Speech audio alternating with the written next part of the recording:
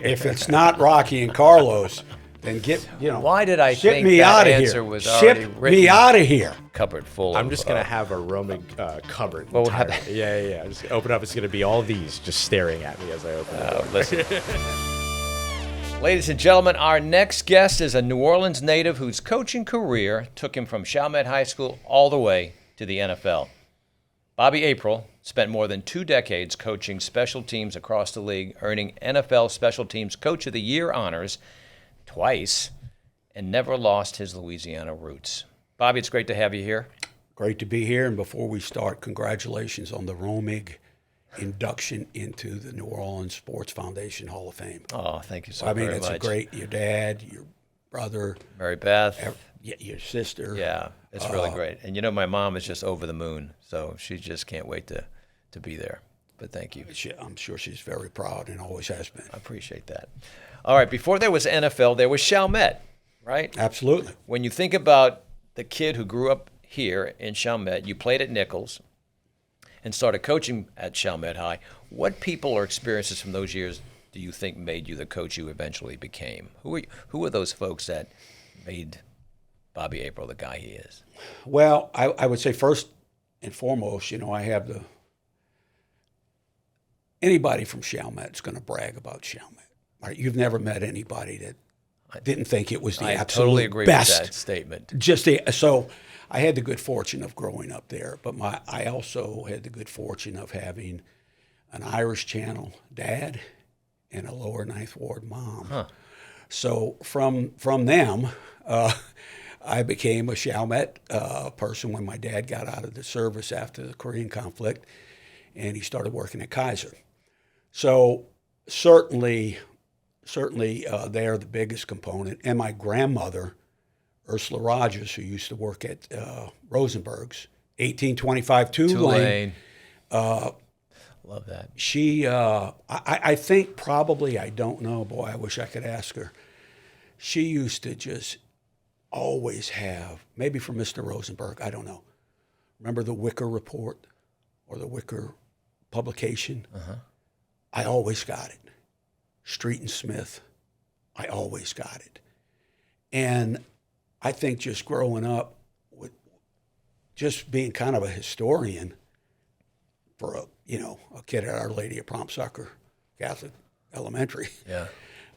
I was kind of just really fell in love with football in particular.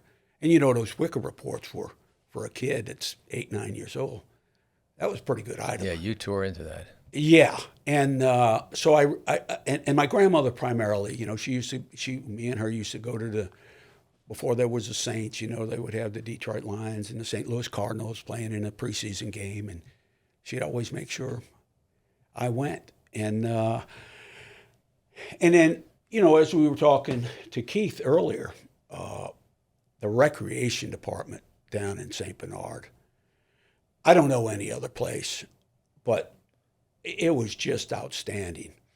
And in fact, Keith's dad was one of the coaches down there. Later on, I was already coaching, but they had so many men and women dedicated to those playgrounds. Yeah. They'd get off of work.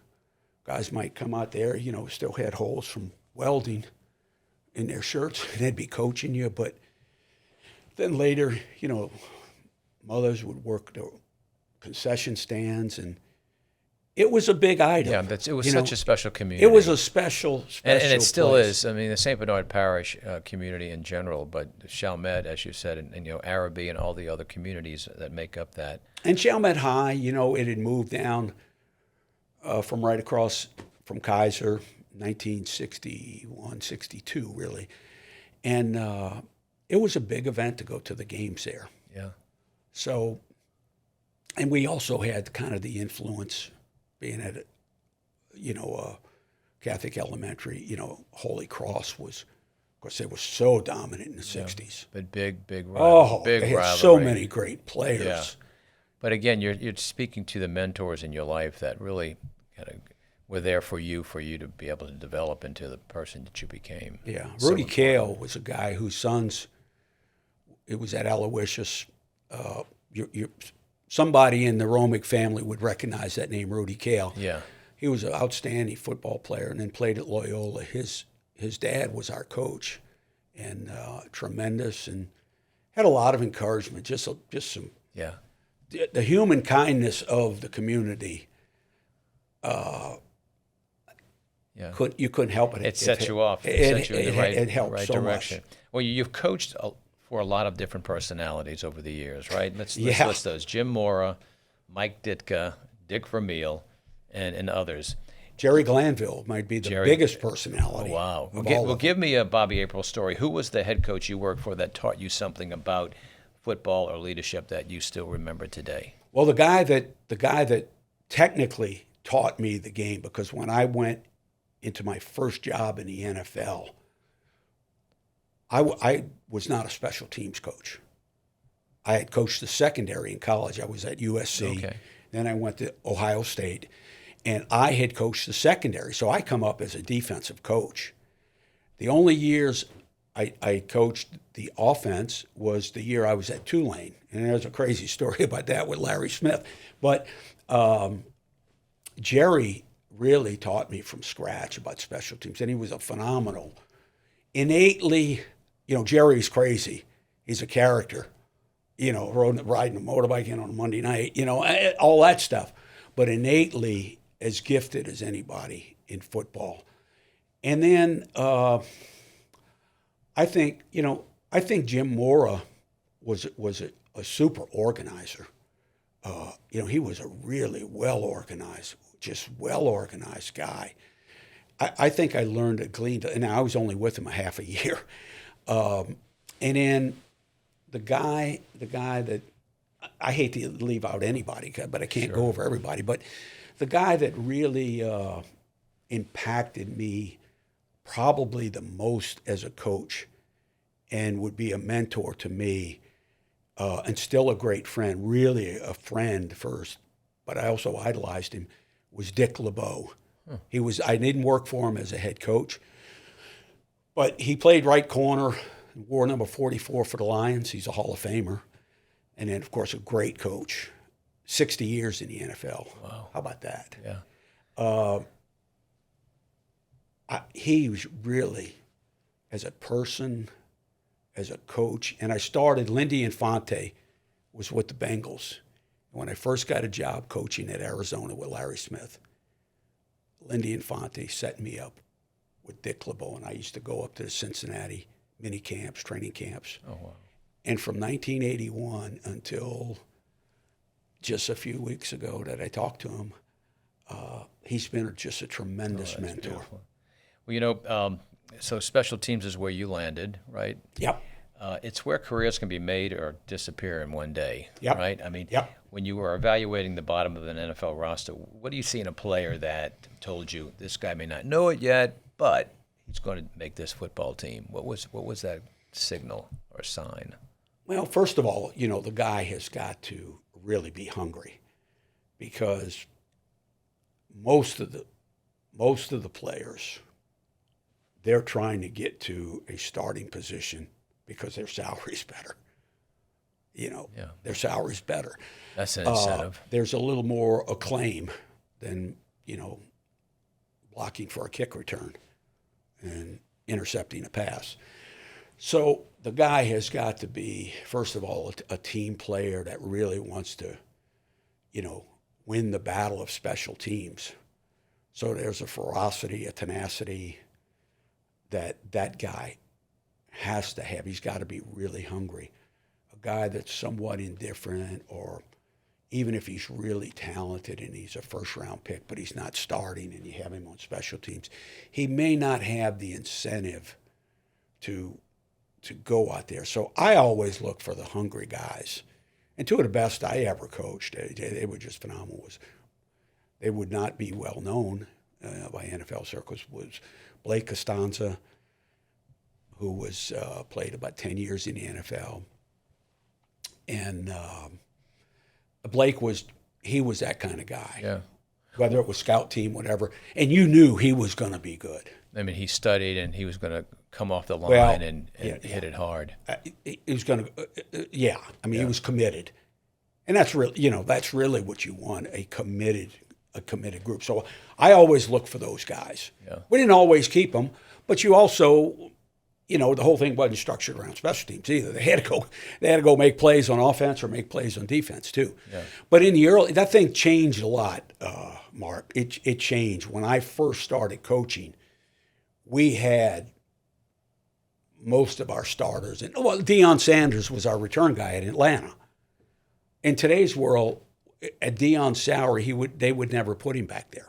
Rod Woodson. I mean, you couldn't be any more of a face of a franchise than Deion was in Atlanta, or Rod Woodson was in Pittsburgh, and they were the return guys. And Deion played on the kickoff team. Yeah. Rod Woodson played on the kickoff team. We had them as safeties, so anything broke, they were going to be the fastest guys on the field. You wouldn't see that in today's deal. So you got just what you said. You got to look for those guys that are free agents, and then you got to have an organization that feels the same way. Yeah, that's amazing. If we can switch over to your family, Okay. Your son, Bobby, is it the third? The third, yes, The sir. third is coaching at Buffalo. Yep. That's exciting, I'm sure. They've got a new stadium. You probably will get up there for Yes, I will. a game or two Yeah. this year. When you watch him coach today, what parts of yourself do you recognize in him? Well, That he's reminds you of real. yourself. Reminded me of myself. Before I say that, I'll say, he's very fortunate that through my coaching career, I mean, he's been around Dick LeBeau, Dom Capers, Marvin Lewis, Jim Haslett, and then all the head coaches. So he's been able to glean a lot. Yeah. And then He's picked up a lot of Jerry Glanville. habits there. But I would say the thing that he reminds me the most, although he and I talk philosophy of different things, life and football, I would say what he's gleaned from me, I guess, is his enthusiasm and energy in coaching. Yeah. He really gets after it in an energetic way. Made you better, too. Oh, of You're course. thinking about Oh, yeah, of what course. you didn't know about yourself, and you're looking at Bobby and saying, "Oh, yeah, Yeah, can- I remember I did that. Yeah. yeah, It's a good reflection. That's It's one of wonderful. great gratitude yeah." to see him. And he's done really well. He's been around a lot of good people. He was at Tulane as a GA. He was a ball boy for Tulane when he was going to St. Paul's. Wow. So he's got some New Orleans Yeah. roots in there. You think he'll ever get back this way?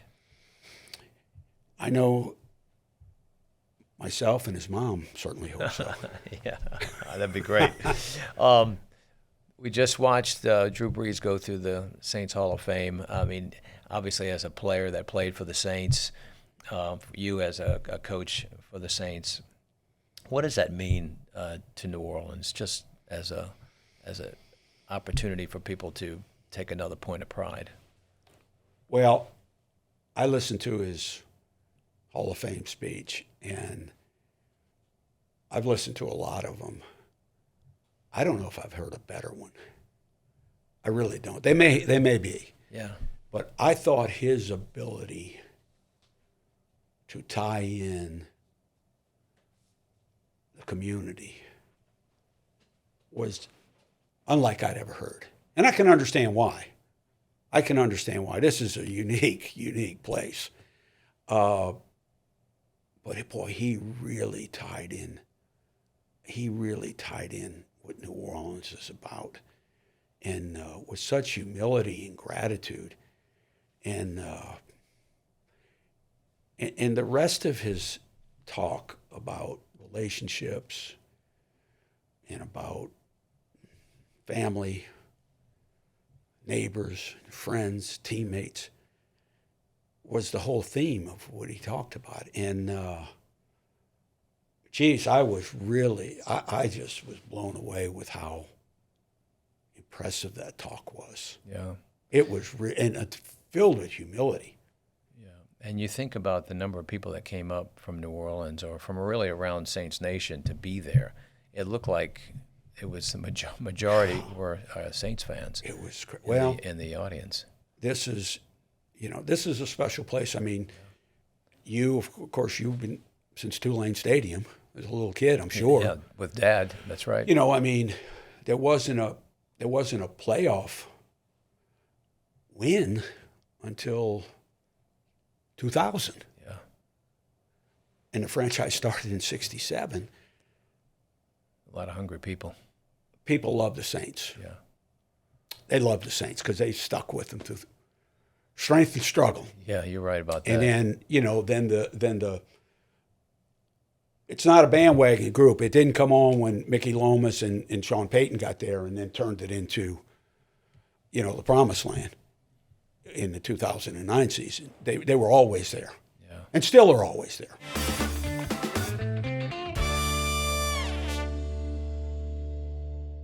Let's have a little fun. We talk about the official New Orleans questionnaire. Can I give you some questions and Sure. see where we go with it? Sure, absolutely. This is brought to you- Hopefully I can answer them, or it won't be too much I fun. have a feeling you probably wrote some of these questions yourself. This is brought to you by Bienville Capital Group, recognized on the Forbes Best in Wealth Management for 2026. So we're so excited to present to you the official New Orleans questionnaire. The first question to Bobby April is, where and what is the best poor boy? Do you know you did introduce me as being from Chalmette? I know what you're going to say here. If it's not Rocky and Carlos, then Why did I ship think me that out of answer here. was already Ship written? me out of here. It was written already. So Rocky and Carlos, but what are you going to have? Oh, shrimp po' boy. Okay. Do you get it dressed? Oh, of course. Okay. Of course. All right. Rocky and Carlos, you heard it, ladies and gentlemen. You have the opportunity to see one New Orleans musical artist, dead or alive. It's in concert. Who would it be, and where would you see that person or a group? Dead or alive. Wow. Boy, there have been some great ones. And my dad used to run the union. I don't know the age of your, listeners. Everyone's watching. Used to run the Union Hall, and I used to work there for him. And the person I used to love to hear, boy, that would bring back some memories. Of course, I can still hear her, is Irma Thomas. Okay. Her songs are so New Orleans. She is. And she's so New Orleans. She's it. She's got the, rule of my heart. It's raining. And she's still going strong. And she's great. And she was young then because they used to have those dances and she would perform down there, early 60s. So I don't know, she's older than me, of course, but not a lot. I mean, she's probably close to 80. I'm never going to mention it. I shouldn't even said that because she still looks 30. We're going to have her on the show. You got to have her on the show. We have to have her on the show. All right. What's your favorite New Orleans smell? Fresh cut grass. Okay. Very good. Mardi Gras or Jazz Fest? Oh, Mardi Gras. All right. Yeah. All right, here you go. Saints Mount Rushmore. Who is on your Saints Mount Rushmore? Well, I got a little bit of an advance on the conversation before, but, Archie Manning, I mean, he kind of is the Saints. I mean, yeah, he's in the soil, so to speak. I mean, he's got to be. He's got to be one. We got Archie up there. He's got to be one. Okay. I'm pretty much like getting off that Ferret Street bus and walking to the stadium and hearing Al Hurt playing. So I'm looking a little further back. That's good. But certainly some of the guys that are in the Hall of Fame have to be in there, and so not just because of the momentum, but certainly Drew Brees he's got the greatest success. Yeah. He has to be. He has to be in there. The delay, I apologize. I would think because of the infusion of success came in the Mora era, Jim Fink's era, and it was primarily because of the defense. I think you got to put Ricky Jackson in there. Okay. He exemplifies through his achievements and acknowledgments as a great player. I think Ricky has to, All right. has to go there. And then, wow, I think the other guy that was so superior during his time of play was Morton Anderson. Now, I'm a little biased to special teams. Another Hall of Famer. But he's a Hall of Famer. Yeah. I'm leaving out, Danny Abramowitz. I mean, I'm leaving out Yeah. some really great players, And the mountain can be as big as you want it The to be mountain can anyway. be very big. Yeah. But, I think Danny Abramowitz, of course, I had the good fortune of coaching with him, when I was a kid. He came a Grapes of Wrath background. Yeah. 17th round, Xavier, Ohio, new franchise that had all these draft picks, and he's the star. Yeah. He's the star. Good man. Good man. All right. Chicken or seafood gumbo? No, seafood all the way. All right. What is your favorite New Orleans movie or TV series? I don't watch much TV. And the movie, I guess would have to be, Double Jeopardy. Yeah. Good acting. Good story. Good story. Really right in there, Tommy Lee Jones. Tommy Lee Jones and Ashley played Judd. the private detective. Had even the New Orleans name. The villain was Duvernay. Or, Yeah, they right. had it all. Yeah, the French Quarter. That was great. They showed the St. Louis No. 3 cemetery, and of course it's the middle of the day, and they're having a jazz band, which is probably a little dramatic, but it kind of had everything about New Orleans. It respected the city in the in the Of course, my presentation. dad would say Streetcar Named Desire because of his ilk, and he would say that in a second. So I have to throw that in there and That's mention good. his name. I'm glad you did that. Neutral ground or sidewalk side? Neutral ground for us. All right. What's your earliest memory of visiting the French Quarter? Boy, this is not going to be good because they used to open the doors, and of course you could see right on the stage, and then of course they used to swing through the window. And Does that? I told you that lady singing through the window still. no. I do remember that though. Yeah, and I told you my dad grew up in the Channel, St. James and Religious. Oh wow. Pretty close to the river. He probably, we went riding down Burr because you could drive down in that time. Maybe I was 7 or 8, and I was like, can I look? And I'm not even sure why we did, but we rode down. We never got out. Eyes straight, everybody. Yeah, he probably said that, but he was looking there, so he wasn't looking behind to see what we were doing. All right, here's one. Dead or alive, who is the one person you'd like to take to lunch in New Orleans, and who would that person be? Where would you go? Boy, that's a good question. A guy that was fascinating to me, and fortunately, I'd been to lunch with him. He was nice enough to invite me several times, and I would like to probably take him to lunch. We used to go to the New Orleans Country Club with Dave Dixon, and I was so fascinated by Mr. Dixon because of, I'm born in '53, so you know who he is through the '60s, and got this, and The father of the he got to be one of the real influential people, in New Orleans. I guess that, just extemporaneously speaking, I would say take Mr. Dixon's to Commander's Palace. Very nice. All right, your favorite New Orleans song, either a song about New Orleans or by a New Orleans artist. Do you know what it means to miss New Orleans? Miss it both night and day. I love it.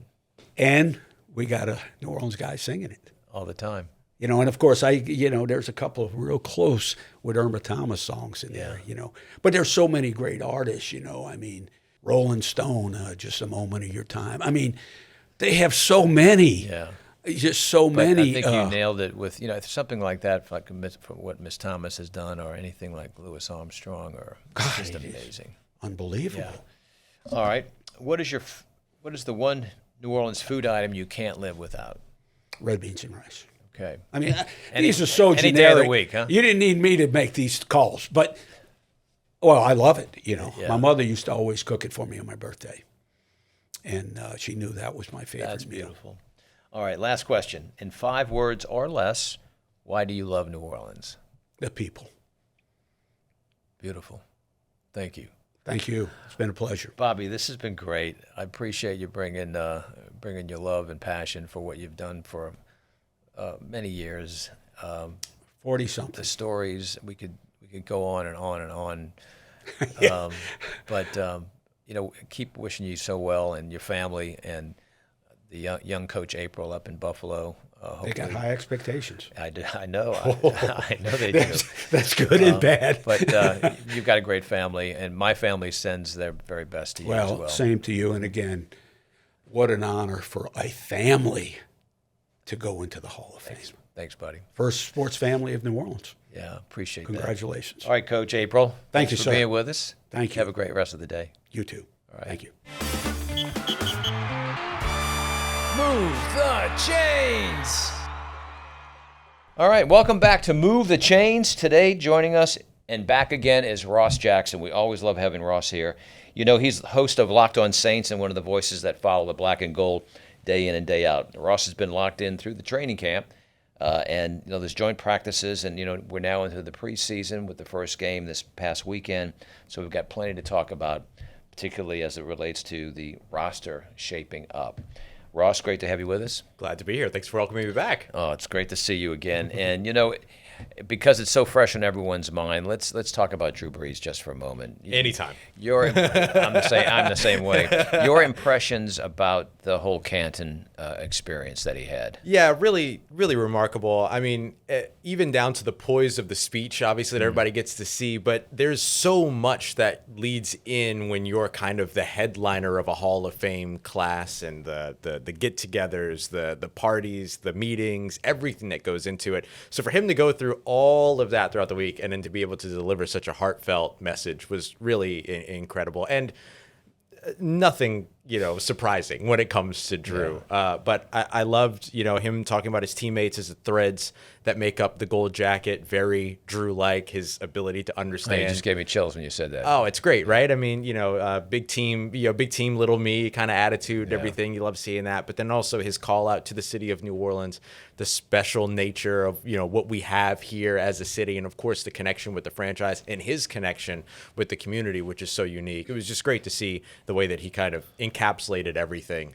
in a really, really heartfelt moment. Yeah, it reminded me when I'm watching it on television, obviously, and looking out over the crowd, like when LSU takes over Omaha for the College World Series, it looked like New Orleans took over Canton. Yeah, you could hear the Saints fans, right? I mean, there were so many there, and certainly you could see them, of course. But yeah, I would wager to say that there were more Saints fans there than any other fan base that was represented on that stage. Which is what we expected. Exactly right. Yeah, absolutely. All right, let's move on to the Saints.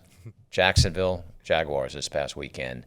Wins and losses don't mean much in the preseason. We know everyone likes to mix it up in that way, but tell me, who helped themselves the most, and who is looking like at least left you wanting for more? Yeah, I mean, the list is long of the guys that helped themselves. I will say that.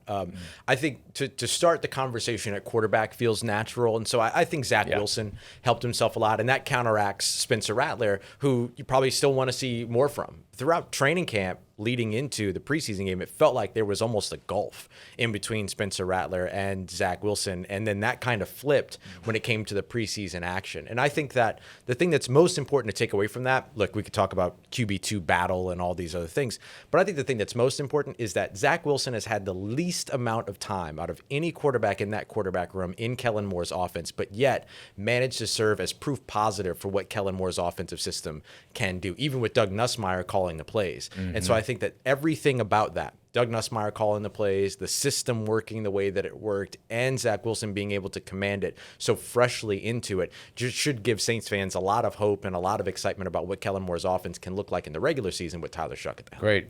Audric Estime played very well. Let's talk about defense. What did you see there? Who showed up? I think cornerback Jaden Price was the most impressive player there. And he's a guy we've been watching really since rookie minicamp when we saw him as that star role, or in that star slot role, which is taken up by Jonas Sanker over on the starting side, who has been really, really more than sufficient. He's been really successful in that role. But seeing Jaden Price as the backup there, plus everything that he's been able to do on the special team side, there was a lot of excitement going into the preseason around him, and he lived up to all of it. Was targeted 3 times, no receptions allowed, walked away with the interception, also had a pass breakup in the red zone. Just an excellent performance from the He was everywhere. He was and everywhere. Ty Chandler. Yeah, and Ty Chandler coming in. He was a guy that we knew would have an impact when it came to the return game, and we saw it immediately. 86-yard First play of the game. Yeah, 86-yard kicker return to kick off the preseason there. Then you get the 9-yard run by Audric Estime. The Saints struggled to start fast last year. This preseason game, special teams, offense, 1 play, touchdown, defense coming back and getting an interception with linebacker Jalen Ford, another guy who helped himself. Really promising start to that game. Yeah, Michael Heldman. Yeah, he was an exciting, really, really exciting player, and a really excited player too. I mean, his post-game press conference is the stuff that you love about the game of football. I mean, just to see a guy who, I know he grew up in tough terrain, tough environment, everything kind of channeled. There was a story that the Chippewas wrote about him to where he channeled sort of the anger of being bullied as a young kid into his game of football. Looks like he's still doing that because he played very angry, but with a really good, strong mental focus on the game, learning how to counter what those Jaguars tackles were giving him. 2 sacks and a tackle for a loss. Excellent day for him. Let's go back to quarterback for a moment. Tyler Shuck obviously did not dress out, but he led the pregame huddle. This is becoming his team. Yeah, that's exactly right. That's exactly right. It's just it's another step in the stature of what it is that he is building for himself as the leader of this New Orleans Saints team. I was very curious to see who they were going to go with. This is a player decided scenario, by the way. This isn't something to where Kellen Moore says, okay, I want Tyler Shuck to. Kellen leaves all of that to the locker room, those types of play decisions, things that specifically things that happen on the field. There's kind of a cutoff in terms of, hey, if it's happening on the field, it's you guys. You get to make the decision. And so to see, him say, I want to do it, and the rest of the team also rally around him doing it, it shows you that not only is he stepping into that role, but he's being hoisted into that role by his teammates. Oh, very good. Explain to the viewers what's happening this week. They're traveling. They're going off. They're going to be doing some different things. Yes. What happens this week? Very busy week for them out on the West Coast. So they'll have joint practices against the Dallas Cowboys. That's going to be another good measuring stick for them. That's an explosive offense, a defense that's getting a little bit better. They added Von Miller to the mix, so those young tackles now get another veteran to get to work across from, learn a little bit from, pick the brains of, all of that. And so that's the first thing that they'll do. Then on the Wednesday out there, they'll just kind of have their own practice. So they'll be themselves versus themselves again just before Thursday, where they have their joint practice against the Los Angeles Rams out in Woodland Hills. And then they'll likely do some kind of a light walkthrough. There won't be any media availability on Friday, but they'll likely do some kind of a walkthrough or a short practice on Friday before the Saturday game. Yeah, it's, again, the way that the coach is mixing it up and giving them all this experience and all sorts of looks is really going to make a difference, I think. Yeah, it's really valuable. Yeah. In the preseason, you typically don't get the opportunity to get your first team a lot of reps because you want to kind of protect them. This is a more controlled environment and an environment that guarantees them looks in certain areas. You could put your first team out there for the first possession, but there's no guarantee you're going to get a red zone drill. There's no guarantee you're certainly not getting them a 2-minute drive, anything like that. You can structure those things into the practice. That way your first team guys are getting all those opportunities, and then it maximizes maximizes the opportunities for your second, third string guys that are looking for either opportunities with you or trying to put good tape up for 31 other teams, extended opportunities in the preseason. We'll reflect for a moment then on the joint practice that they did with Jacksonville last Thursday. Yeah, super competitive. And, I think everyone wants to leave a joint practice feeling like they won or the other team won and things like that. I think that the thing that was so nice about the Jacksonville joint practice is that we saw elements where the Saints defense won. We saw elements where the Jaguars offense won, and then vice versa on the other side. The Saints offense won in some cases, Jaguars defense won in other cases. So I thought that the Saints offense was particularly strong in attacking downfield in their run game, but the Jaguars pass rush gave them a lot of trouble. Lots of guys getting into the backfield in those situations. Maybe that's different in a game environment where you actually have to be worried about contact. We could certainly put that on the table. On the defensive side, we saw the defense perform extremely well all throughout, but struggle a little bit in the red zone. So good quality tape for them to be able to go back to and then start to make some adjustments for. So we'll be watching the red zone defense, for instance, very closely against the Cowboys and the Rams, in their joint practices. Very good. We're going to play to one of your strengths right now. We've had training camp, joint practices, and now the first preseason game is in the books. Let's go rapid fire through the roster. Yeah. I'm going to give you a position group. You give me stock up or stock down. Great. And tell me why. Okay. Quarterbacks.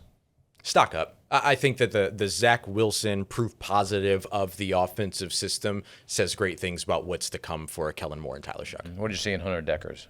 Oh, man. I can't believe I didn't bring him up earlier. I apologize. Sorry, Hunter. I think the big thing with him was you don't get opportunities as the fourth quarterback in the room to run 2-minute drills in practice. That's not something you get an opportunity to do. Yeah. And so he kind of just had to do that, figure it out, get up to the line. He was the man on the line. Right, absolutely. And he almost marched a game-winning drive. Really, really impressive stuff from Very Hunter. exciting. Running backs?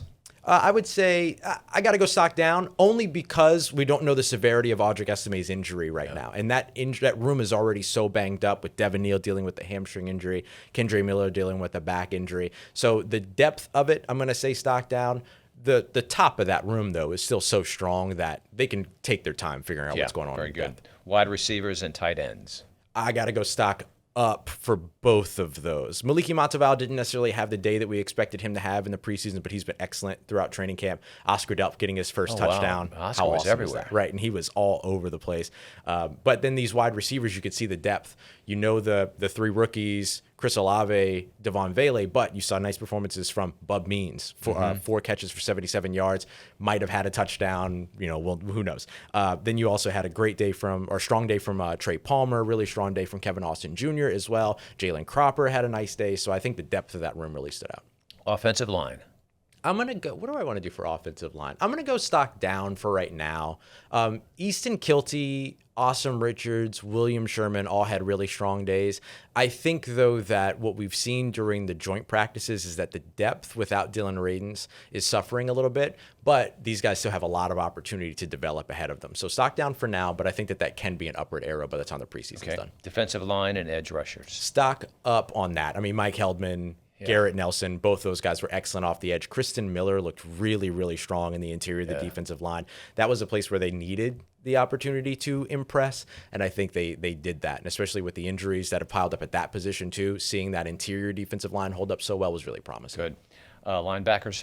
Stock up. Jalen Ford was excellent. And the things that aren't on the stat sheet were the things that were most impressive. Yeah, he had the interception. Yes, he had 7 tackles, nearly a team lead on that. But his ability as a communicator, being the green dot communicator on defense, green dot just means that you have the green circle on the back of your helmet where the communication device is, so you're communicating with the rest of the defense. He did so well with that piece of it. Yeah. So the communication and the leadership, I thought, stood out. So feeling really good about the depth of that room. Let's go secondary. Secondary, Jalen Ford, Martin Emerson, they performed so well. I guess I'll go stock up there. Safeties, they didn't allow any big passes over the top. Yeah, so I guess I'll go stock up there too. Maybe I'm feeling really good about where this team is right now. But Jaden Price and Martin Emerson in particular were really, really impressive at corner. All right, let's end it with special teams. Is there a stock medium that I can do with this Yeah, one? because I was talking about Tanner Brown and Charlie Smith. And, Yeah, it feels like that kicker battle is starting to see a tiny bit of separation. Tanner Brown sitting with about an 87% field goal rate if you include preseason and training camp. Charlie Smith right now sitting around 79%, but it's the difference of 4 kicks. They've each made 34 or 35 of their kicking attempts, but one has 40 attempts, one has 44 attempts. So is the separation really that big? We don't know yet. So this is the opportunity now for one of those guys to start to pull away. And Ryan Wright's performance was a little up and down, had one go off the side of his foot, but otherwise was pretty excellent in terms of driving those guys back. Yeah. So I'll say I'm still where I was before on that one. Okay, very good. Let's go back to Tyler for a moment. Mm-hmm. You saw him in joint practices with Jacksonville. What do you see from him that tells you that he's better than he was a year ago? I think it's the composure and the continued composure for him. I mean, he showed composure last year. Don't get me wrong. You think about that Carolina Panthers game, his ability to navigate the pocket, extend plays, and then find receivers. That's absolutely a big part of it. But that has just continued to be a source of optimism around him as he moves into this next thing. And then I think that the other piece of it is the pre-snap recognition.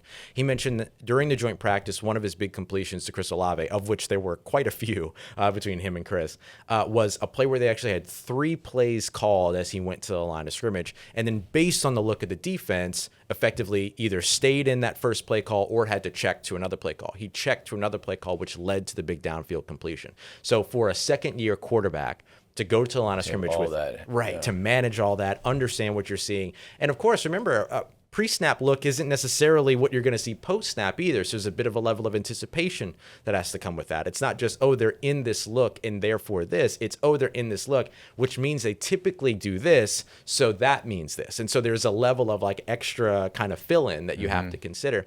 And so for him being in his second year, having that level of a command of the offense, I think that's a reason for optimism. That's great. Great to hear that. Let's see how we are going to be playing with Alvin Kamara and Travis Etienne Jr. Yeah.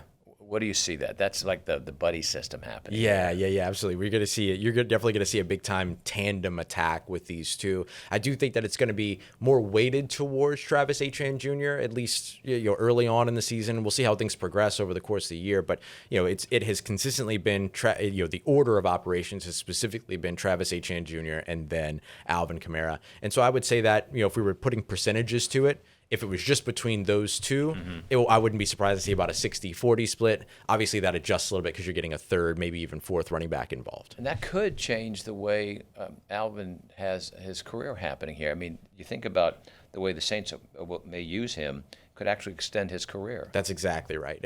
Alvin said, I can't remember if it was 1 training camp ago or 2 training camps ago. It might have been that second year of Pete Carmichael's the offensive coordinator, or maybe it was the first year of Clint Kubiak. I can't remember. But he talked about how he wanted to be used. His desire was not to be used more. His desire was to be used more efficiently. And I think that when you have a really good backfield tandem teammate like a Travis Etienne Jr. or a Mark Ingram or Latavius Murray going back to 2017 through 2020, I think that is where you can really get the opportunity for that efficiency. And so you're right. It can extend his career. It also extends his impact when he does have the ball in his hands.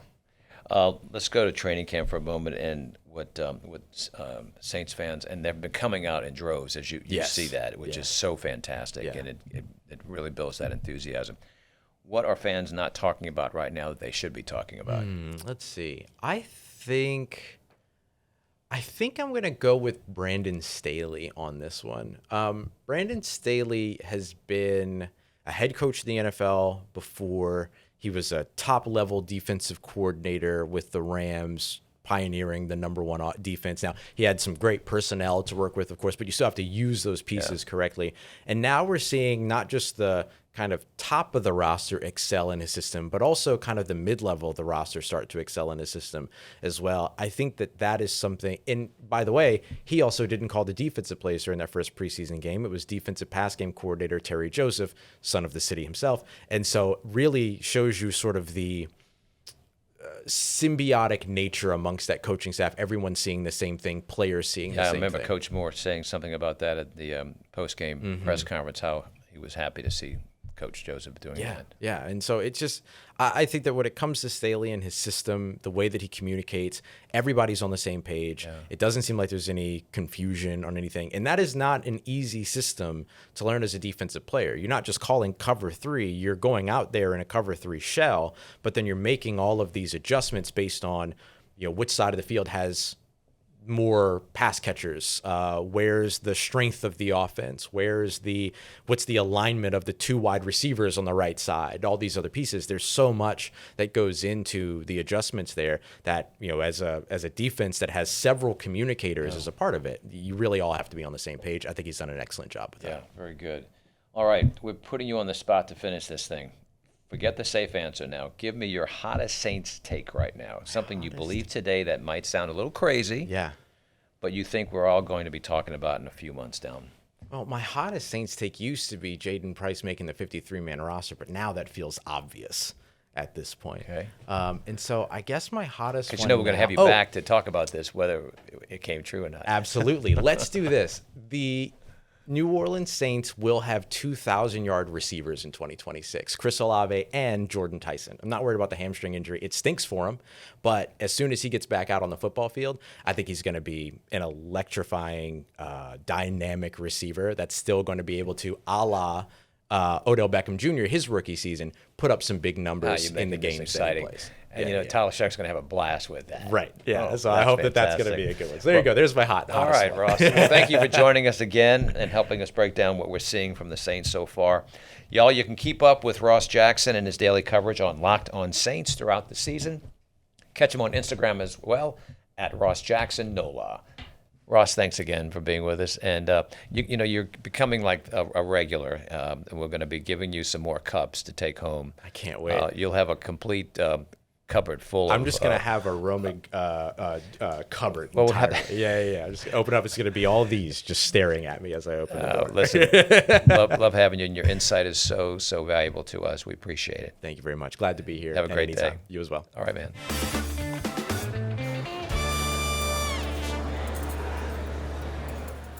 Welcome back, y'all. It's now time to go on the table. This is presented by Blue Runner. Good for the heart and good for the soul.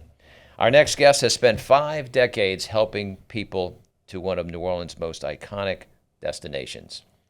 Charlie Bateman began working at Pat O'Brien's while he was still in high school, and this year marks 50 years since he began bartending there full-time. Over the years, he has helped preserve the traditions that have made Pat O'Brien's famous literally around the world. From the hurricane and the flaming fountain to the dueling pianos and the unmistakable French Quarter hospitality that we know is Pat O'Brien's. Charlie, congratulations on the 50 years. Thank you. And welcome to the show. Thank you.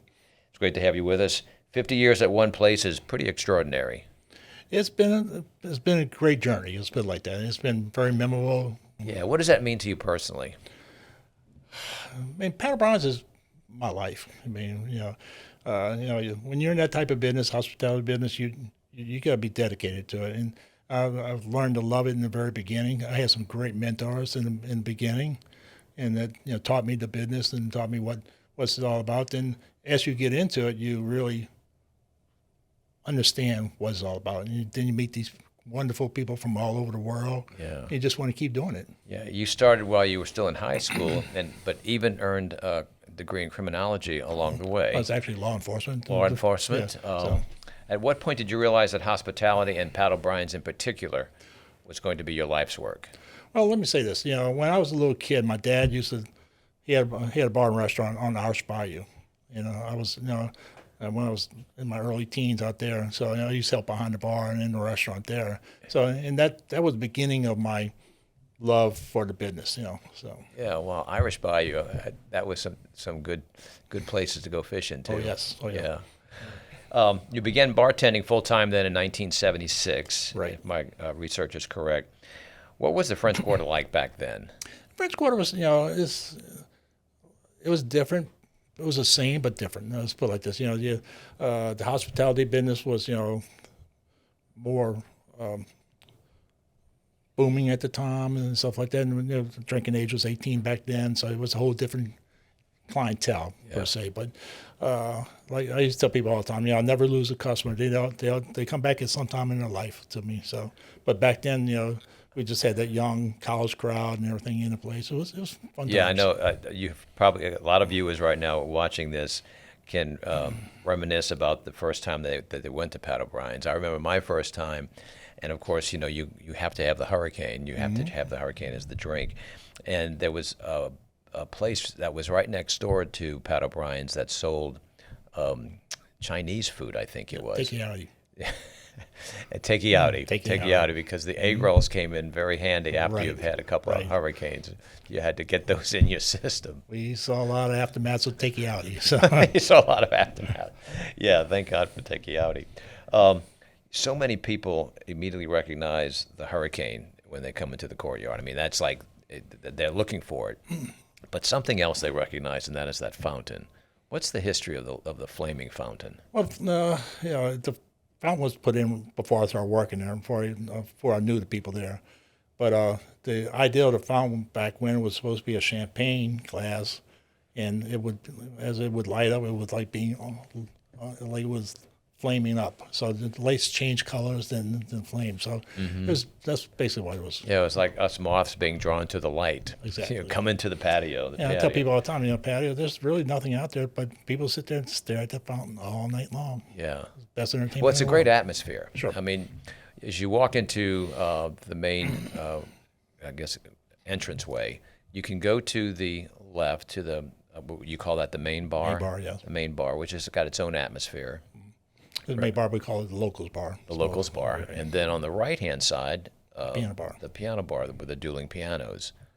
Always a raucous time in there. And that's what, when you walk in Pat O'Brien's, with the piano bar going and then the main bar on the other side, you get that sense of excitement.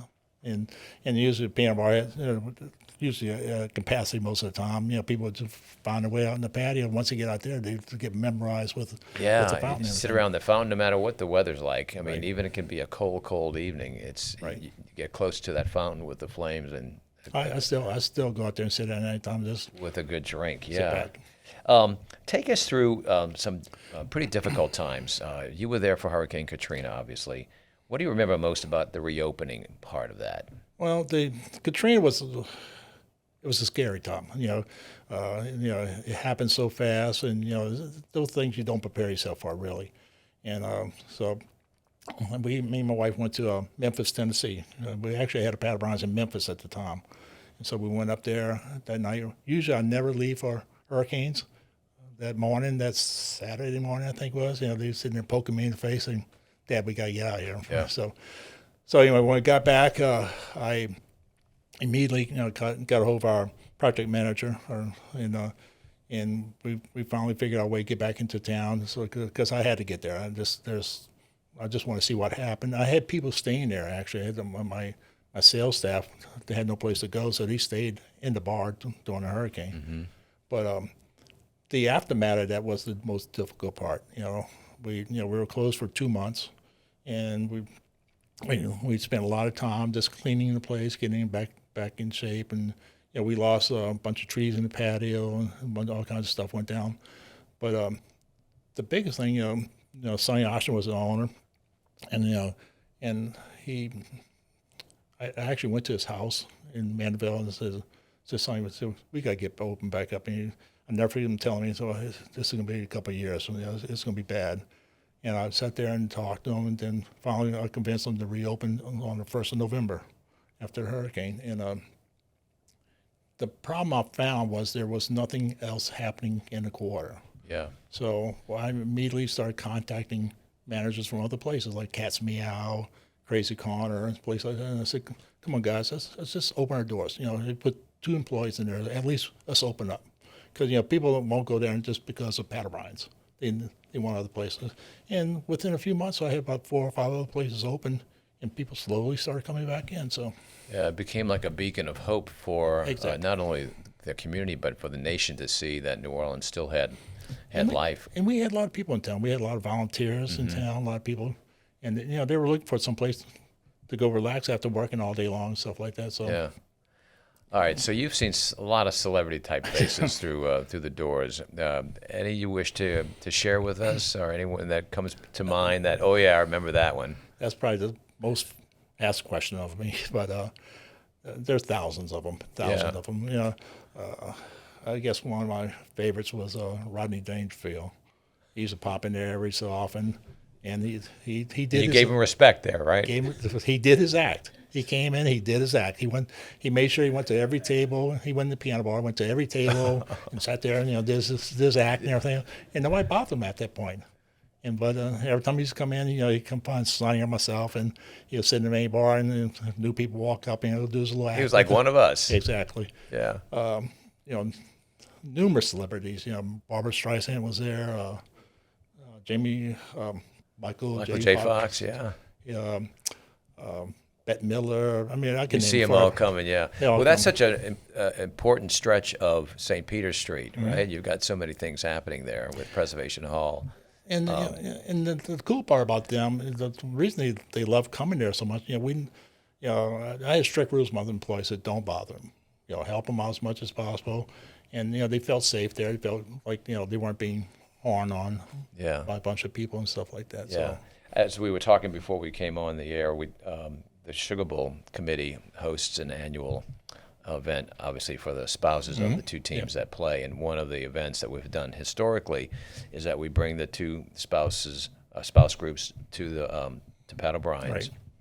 and one is in the patio area. They're decorating their umbrellas for the street parade that's going to occur. And the other group is in dueling piano bar. Then you swap up. Then we swap them, and they're all very nice as they pass each other. But they're saying we're going to beat you on the gridiron when we see you at the Caesar Superdome. But just one of so many things that are just part of the history of Pat O'Brien's and how much joy you've brought to people from all over. And over the years, especially Sonny was my mentor. Sonny Oshner was he taught me so much about that business. He brought me to where I could talk to politicians without blinking an eye and stuff like that.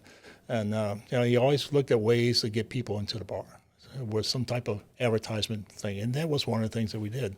One year, I remember when the police were on strike, and Sonny was saying, "Man," he said, "What do you think about paying for the police for a Saints game?" And I said, "That's a great idea." So we went to the city councilman, and they worked out a deal where we paid. They have the police work the detail. Wow.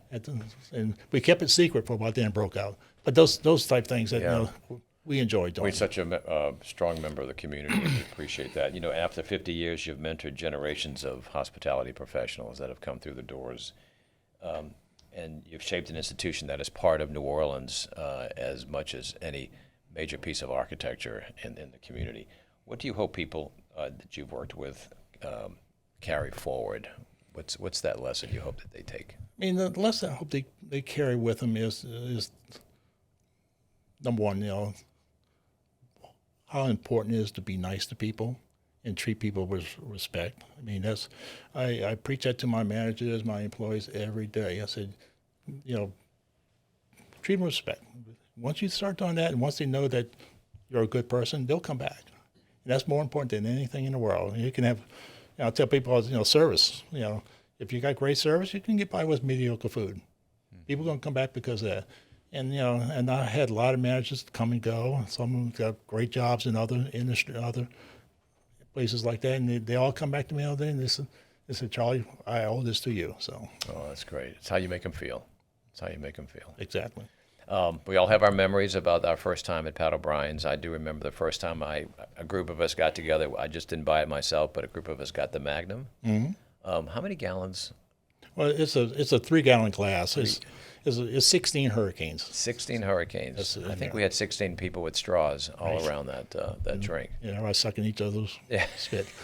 But again, it's like a rite of passage. But we still sell a lot of them. We have a minimum of 6 people to drink them. That's very important. For a while, I had 4 ladies. They came every year, and they love me. They're like 10 years older than me, but they still come in every now and then. But those 4 ladies would get a Magnum and drink it themselves. They drink it themselves. And they get up and go have dinner somewhere and come back and have another regular Hurricane later. So Charlie, this weekend, you're going to be celebrating your 50th. There's a special gathering, and I understand there's going to be a drink called the Charlie Rita. Well, this actually started in my house. I started making margaritas in my house, and it kind of grew into a thing. When we opened San Antonio up, we wanted to come up with a specialty drink for there, so we came with we wanted to call it Cat 5. So I said, well, take my Cat 5 after the hurricane. So I said, well, take my margarita. Let's just put a little dash of hurricane mix in it because it's a reddish margarita. Oh. So it's called Cat 5, but my Charlie Rita's is regular margarita. So Very good. And there'll be a lot of people celebrating with you, including, I understand you've got some long-term piano player that's been with you more than 40 years. I got Vicky Mato. She's been with us over 40 years. Wow. But in the past, we've had numerous ones that've been there longer. Henrietta Alvarez, she was there for 45 years, and so on and so on. That's fantastic. So people can come up to the Pat O'Brien's this weekend and help celebrate with you, right? And I must have 300 emails already of people either saying they love to be here, they can't make it, or they're going to be there. So and that's just people from out of town. That's great. So going to be there. So. And I know you're here with your beautiful bride, and y'all been married 50 years as well. We were dating prior to me working at Pat O'Brien's full time, and we got married actually that April after I started working there. So, you so played it'll be 50 years in April. Marriage. Wow, congratulations. Well, and thank you you. played an extraordinary role in keeping a tradition alive. And let me say this, my wife played a huge role in this, because she put up with me. She Put up with you for 50 years, all yes. the years, Plus, yes. Well, you thank gotta you. have a very understanding spouse. Thank you so very much. And thank you for sharing your stories with us on the table. No problem. Everybody. It was awesome being there. All right, Frater. Thank you. Thank you.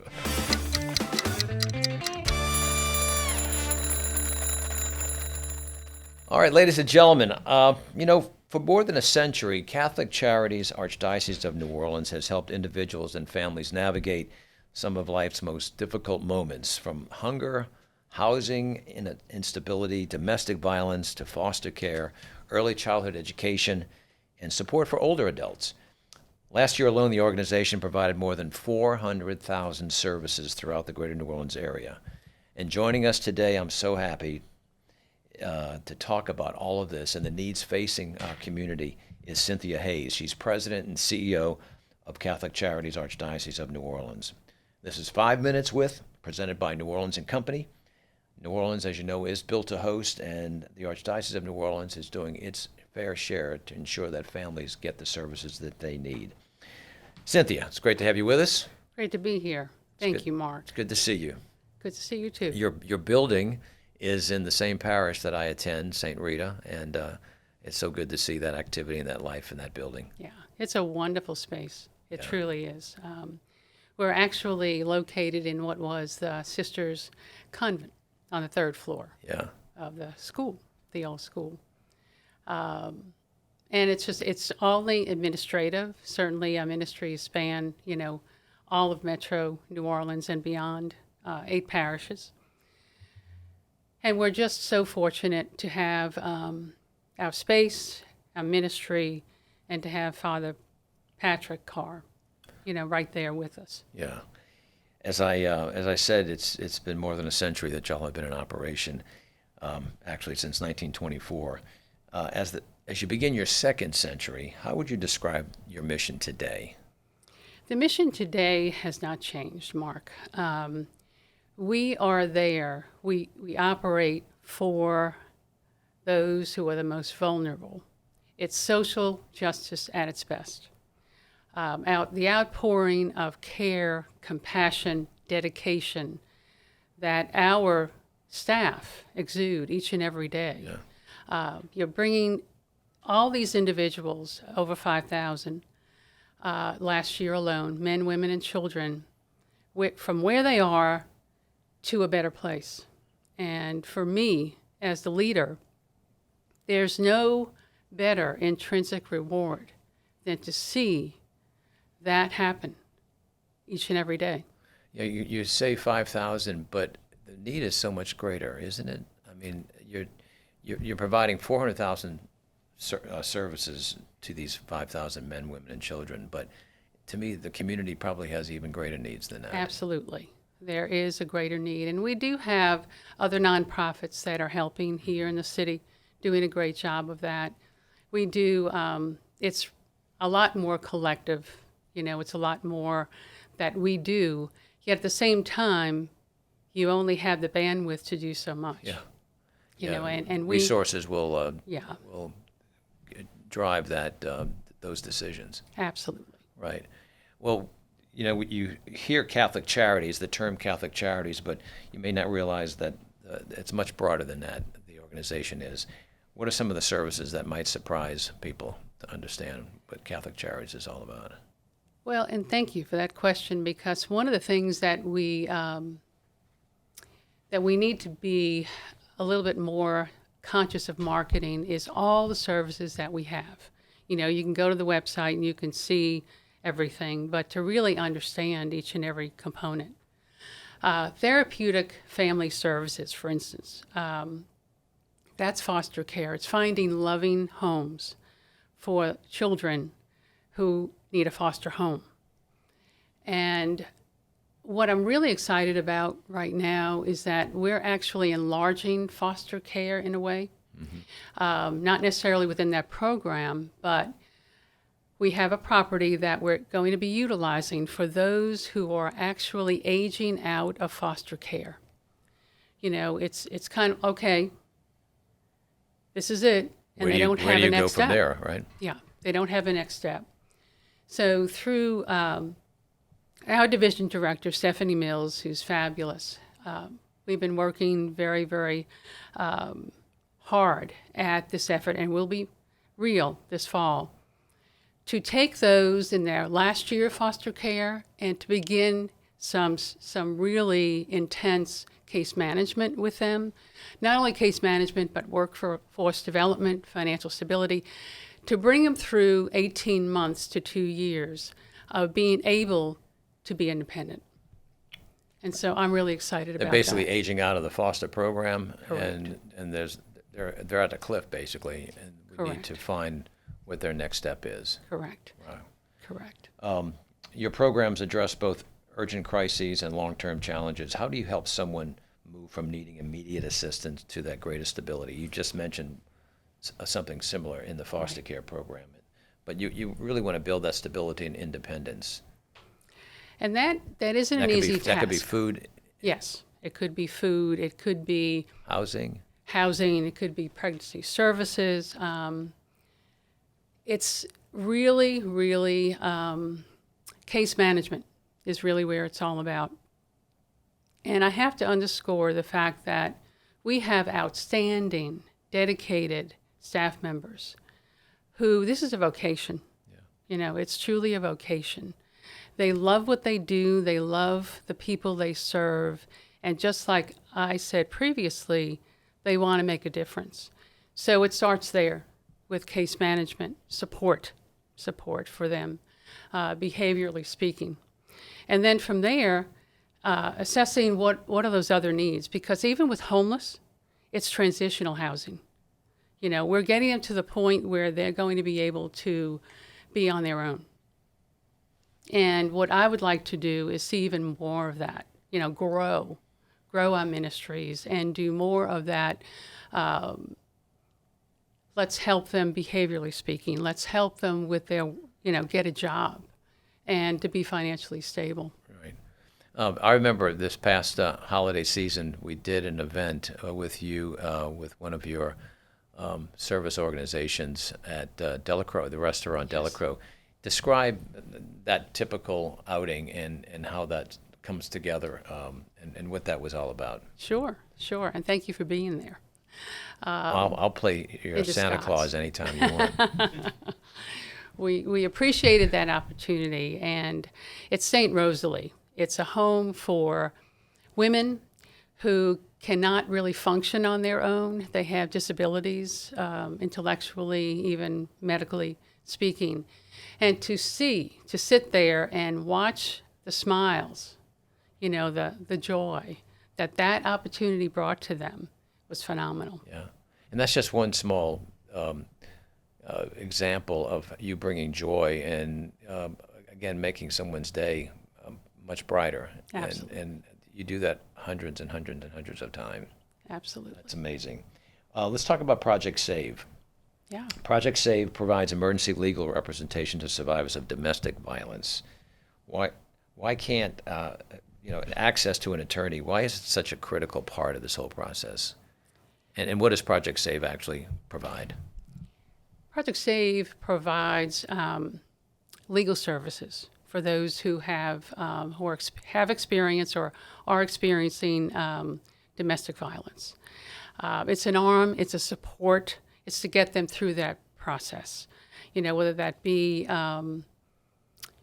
how to navigate the system, the legal system, to a point where they're relieved of that situation. So many times I know that men, women, they don't know where to go.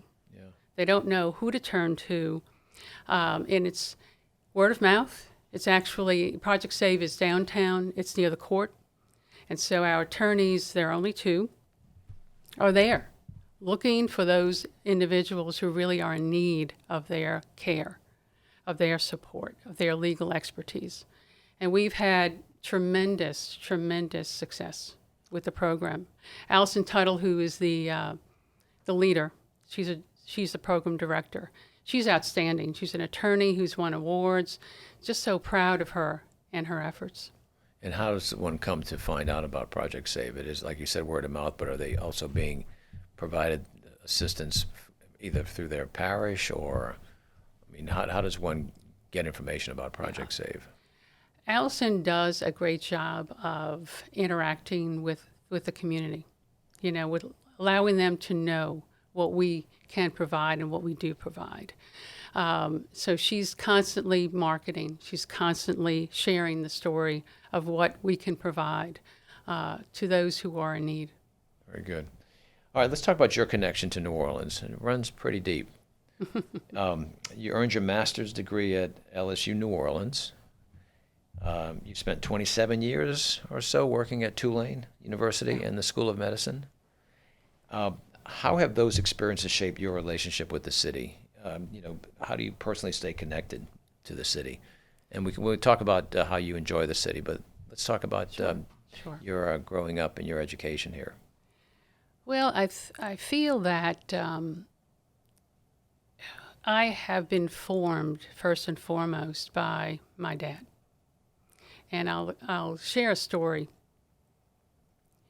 My dad did many things, and on the side, he played music. He was a very talented jazz musician, piano.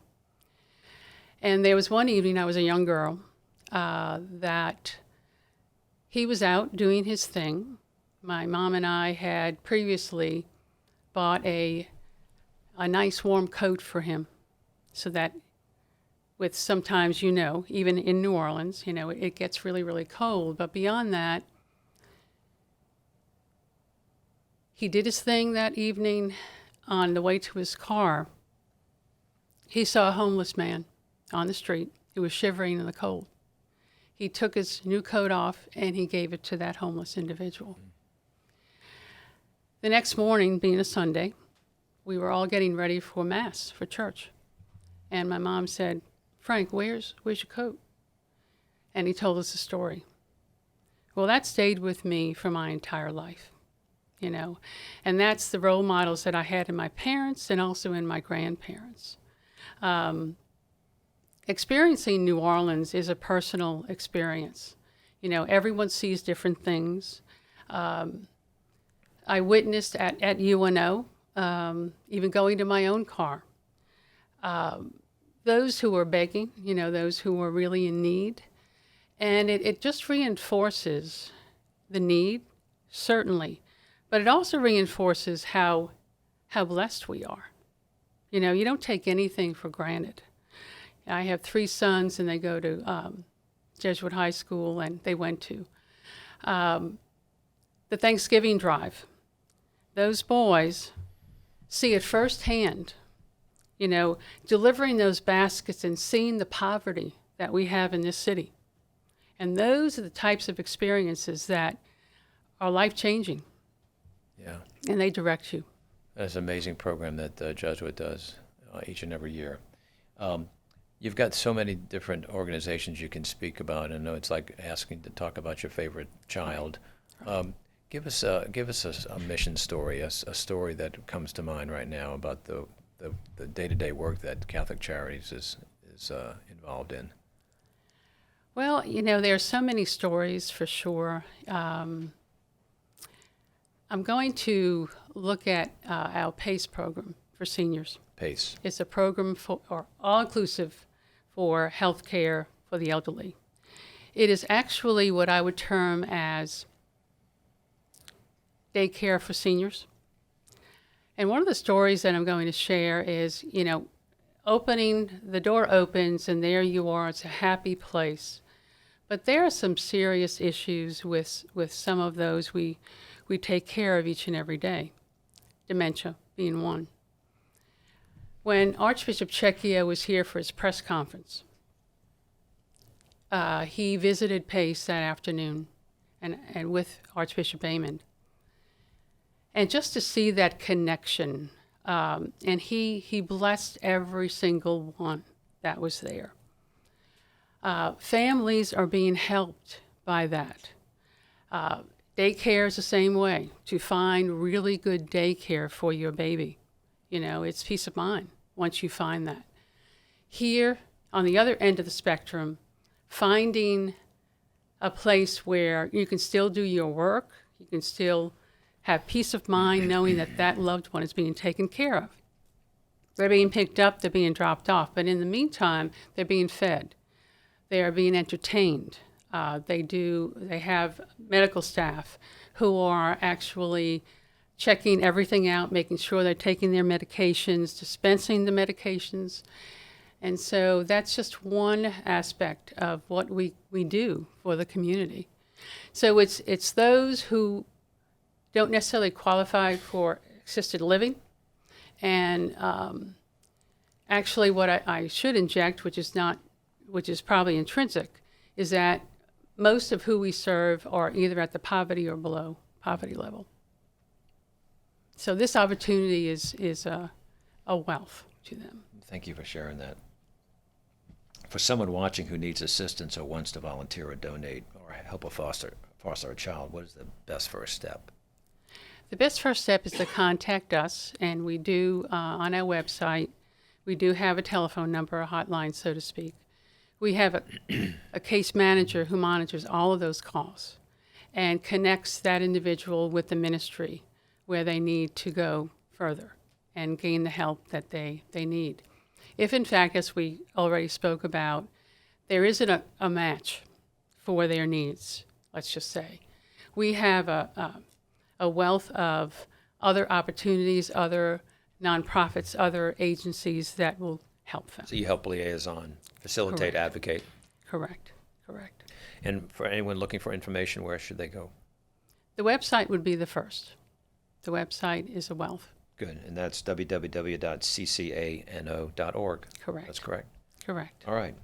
A little bit about you and the way that you're enjoying the culture of New Orleans. If you and your husband are going to go out and experience New Orleans, do you have a favorite date night in New Orleans? Mm-hmm. What does that look like? Well, I can't pass by Mandina's without going in. Okay? That is so New Orleans. Is there a favorite dish at Mandina's? I do. And it's a guilty pleasure. It's not healthy, which of course many of the dishes here in New Orleans are not healthy. Remind me to tell you about a program we have coming up called Fit Fat, but that's a whole other story. What is that dish? I mean, either. It's fried catfish. Oh my gosh. Yeah. I love I've their seen that fried catfish catfish. platter that they do. I love their fried catfish and a little side order of onion rings, to go with it. Wow. Is there another dish that you cannot live without in New Orleans? Is it like, what's your go-to dish? It could be something you do at home. Well, one of the things, and my husband is the influence here, is a really good roast beef po' boy. Ah. A really good roast beef po' boy. And do you say po' boy or Po' poor boy. boy? Po. Po' boy, okay. Yeah. Just checking. I've been Yeah. checked on that several times. Yeah, when you say poor, that's not naturally New Orleans. I hear you. Shade on that one. Yeah. Is there a favorite place to get that, or does he make it at home? Well, you can make it at home, but With Leidenheimer? Leidenheimer bread, Parkway. Oh, would be yeah, one. Parkway Bakery. Let's Yeah, not forget Parkway. Justin Kennedy. Yep. That would be a really good one. Most restaurants have a good sloppy roast beef boy. po' boy. And to know how neat I am, that would be like an anomaly. Kind of just, you wearing it? Whoa. Give me a lot of napkins, and I'm in heaven. Yeah, that's the best place to get it, when it's all over you. That's right. That's right. You wear That's your food. great. Any final words about your work or what people can do to help? Yes. Catholic Charities reminds us of what we need to do as a community for our people. We lift them up, we carry them forward, and that's what I love about New Orleans. It's a family. Especially saw that with Katrina, how people came together. We have a lot of resilience here in the city, and I look at Catholic Charities as giving the individuals that we're serving, the vulnerable, resilience. They can get out from under that with our assistance. But certainly, I would be amiss if I didn't thank my heartfelt gratitude to our staff. They do it each and every day, and they do it so selflessly. And I truly appreciate their efforts. I couldn't do it without them. Well, thank you for that. That's a great way to close. Cynthia, we thank you for joining us and for giving us a closer look at the extraordinary range of services that Catholic Charities provides across our community. Whether someone needs support or looking for a meaningful way to contribute, please go to the website, www.ccano.org, and take a look, because the work is so very important.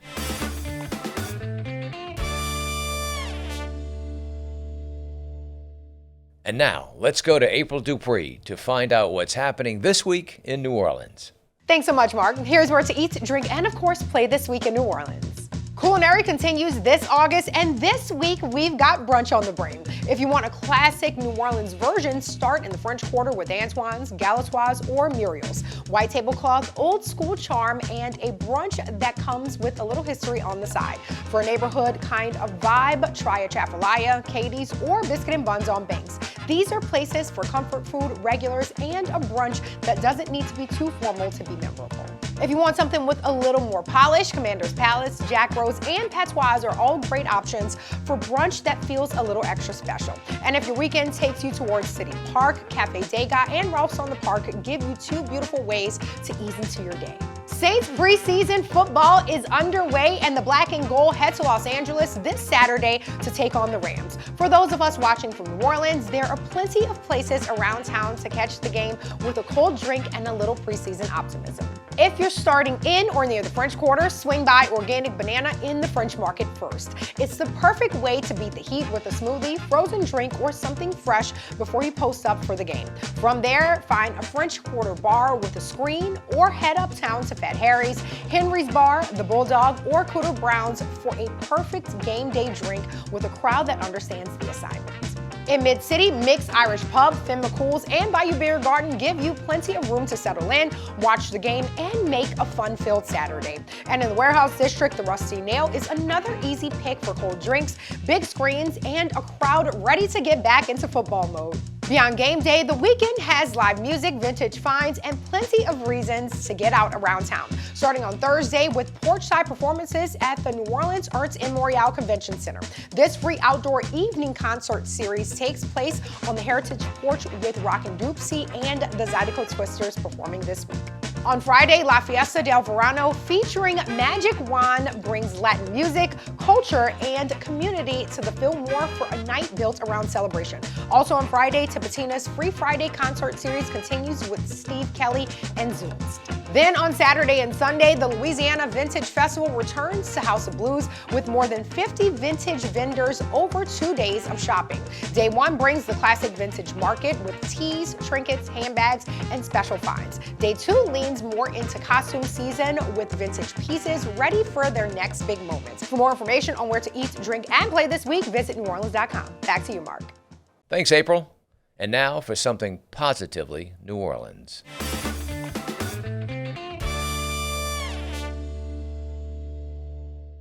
What an exciting moment just happened last week for LSU New Orleans athletics. And another clear sign that something very special is being built there. First, let's congratulate Dr. Mike Gio Giolando for his leadership of the athletics department. Gio understands that athletics is about more than just wins and losses. It's about building a culture of excellence, developing young men and women, creating pride in a university, and giving an entire community something to rally around.